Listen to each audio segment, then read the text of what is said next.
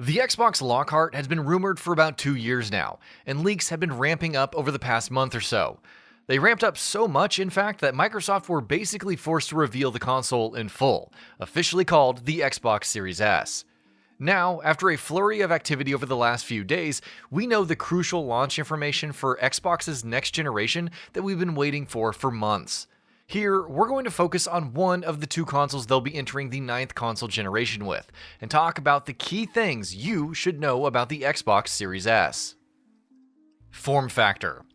Microsoft already surprised quite a few people when they revealed what the Xbox Series X would look like back in December, and it's fair to say that they did so once again with its less powerful counterpart. With the black circular vent dominating one side of the console, the Xbox Series S definitely has a unique look. It's much slimmer than the Series X, and it's being billed as the smallest Xbox console ever. While we don't know the exact dimensions of the box, we do know that it's 60% smaller than the Xbox Series X. All digital. Microsoft have been moving further and further into digital territory these last few years.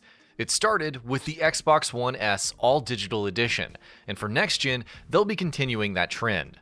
The Xbox Series S is going to be an all-digital console, which means that if you want a disk drive in your Xbox, you're gonna have to go with the Xbox Series X. 1440p at up to 120 FPS. 4K gaming is something that many people had been hoping will become the industry standard with next-gen consoles. And while that's definitely what the Xbox Series X is going for, the Xbox Series S is still going to fall short of that. Microsoft have designed the console to target 1440p resolutions. That said, it won't be making any sacrifices in the frame rate department. As per Microsoft, the Xbox Series S is capable of achieving frame rates of up to 120 FPS. And while it remains to be seen just how frequently or how well it will do that, we can at least be assured, hopefully, that it will regularly hit 60 FPS. SSD. The inclusion of a solid-state drive is something that both the PS5 and the Xbox Series X have been emphasizing quite a bit, and the Xbox Series S too is going to have an SSD. It will feature the same NVMe SSD as the Series X, with the same 2.4GB per second uncompressed and 4.8GB per second compressed bandwidth. As far as storage capacity is concerned, though, it will be making some sacrifices, coming in at 512GB as compared to the Xbox Series X's 1TB. SSD expansion. 512GB is not a lot of storage space, especially seeing as games just keep growing larger and larger as time passes. You will, however, have the option to expand your storage. Microsoft have confirmed that the 1TB SSD expansion card they're releasing in partnership with Seagate will work with the Xbox Series S, just as it will with the Series X. What that price of that SSD expansion will be remains to be seen, but a recent report suggested a rather steep price of $220. CPU. The Xbox Series S's CPU is perhaps its most impressive element. While it's making sacrifices to varying degrees in many areas in order to be sold at its much cheaper price, as far as its processor is concerned, the console is more or less identical to the Xbox Series X.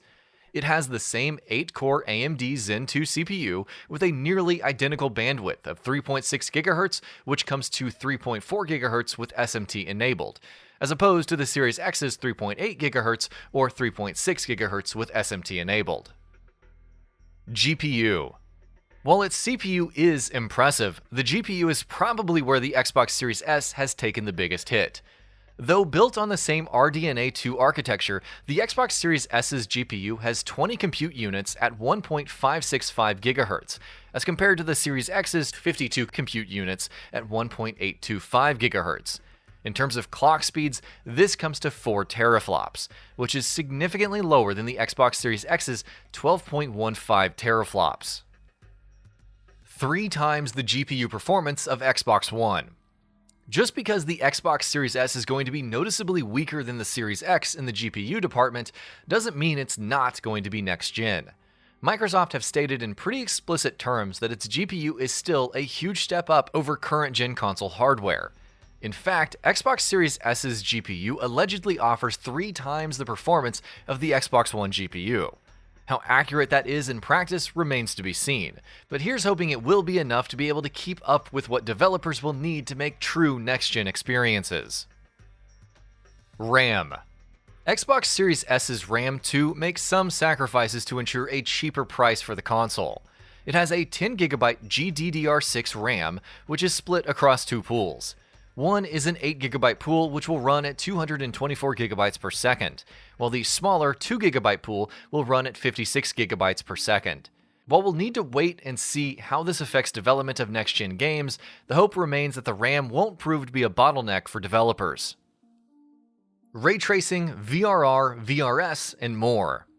Though the Xbox Series S is less powerful than the Xbox Series X in many ways, Microsoft have ensured that the weaker console still boasts many of the most important technical leaps the latter is making. That means that the Xbox Series S will support hardware-accelerated ray tracing, variable rate shading, variable refresh rate, ultra-low latency, and other system-level features such as quick resume. Velocity architecture. The one aspect of the Xbox Series X's hardware that Microsoft have been touting more than anything else is the Xbox Velocity architecture, the catch-all term they've given to several elements that work together to make streaming much faster, including hardware decompression, direct storage, and sampler feedback streaming. Collectively, they reduce the workload usually put on the CPU for data transfers, making streaming of assets more efficient, and also make on-the-fly decompression faster. Crucially, the Xbox Series S makes use of the Velocity architecture in all of its glory without any cutbacks. Audio. The audio department is another area where Microsoft are looking to keep their next-gen experience uniform across both their new consoles, which means the Xbox Series S boasts the same audio tech and features as the Xbox Series X. To be more specific, the Series S will have spatial sound, which includes support for Dolby Atmos. Launch titles. While the technical aspects of the console are important, of course, perhaps the most crucial element that you'll be considering before deciding whether or not to purchase the console will be its library. So what games is the Xbox Series S launching with? Well, we've known for a while now that Bloober Team's ambitious horror game, The Medium, is going to be a launch title.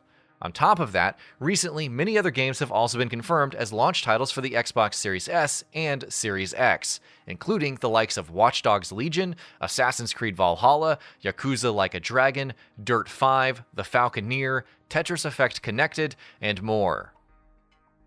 Price and pre-orders. Outside of games, the other most crucial thing prospective consumers will be considering is the price, which is something that Microsoft have finally revealed after months of waiting. The Xbox Series S will launch at a shockingly reasonable price of $299. Sure, that comes with some sacrifices in terms of the hardware, but $299 at launch for a next-gen console is a very compelling price. Pre-orders for the Xbox Series S will be going live on September 22nd. Xbox All Access. Microsoft have made it abundantly clear on multiple occasions over the last few months that they're going to go big with Xbox All Access, their financial program, and they've revealed the full details on that now. With Xbox All Access, for no upfront cost, you'll be getting an Xbox Series S along with 24 months of Xbox Game Pass Ultimate for $25 per month for 24 months. The total comes up to $600, which, incredibly enough, is lower than the cumulative price of the console and 24 months of Game Pass you'd be paying otherwise, which would come to around $660. Starting this holiday, Xbox All Access will be available in 12 countries, namely the United States, the UK, Australia, Canada, New Zealand, France, Sweden, Poland, South Korea, Finland, Denmark, and Norway. And that about does it for this video. If you enjoyed what you watched and want to see more from GamingBolt, you can always hit that subscribe button and turn on the bell icon next to it. That way you will never miss any of our videos.